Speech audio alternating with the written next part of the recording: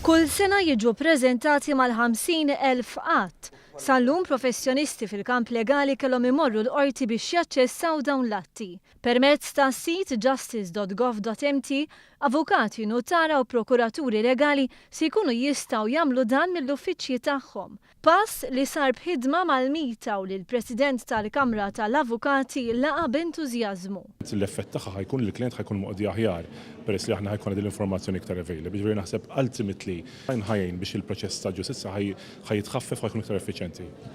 Is-Servizz huwa fost sensiela ta' inizjattivi bilan li jitjiebu s-servizzi provduti lil professjoni legali.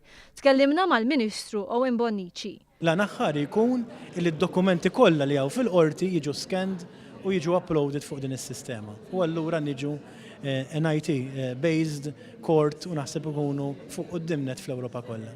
F'sena u nofs ittieħdu 5 inizjattivi simili oħra u dan qed iħalli effett pożittiv fost professjonisti u allura fuq persuni li jmissu mal-qorti.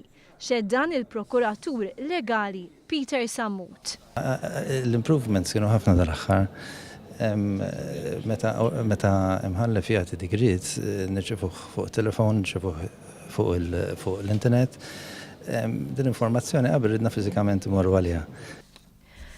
Iżda fadal xi jsir, il-Ministru Owen Bonnici stqar li se jkunu qed jitħabbru skemi simili fil-kamp kriminali filwaqt li se tinbidel id-drawwa li l-kawżi jissieħu kollha fl-istess ħin filgħodu. U diġà bdejna u nħejju biex ix-xahar li ġej nerġgħu nħabbru skem oħra tal-informatika fil-kamp kriminali bl-idea tkun illi il-kunċett li kulħadd jissejjaħ fid-disa jispiċċa darba l dejjem.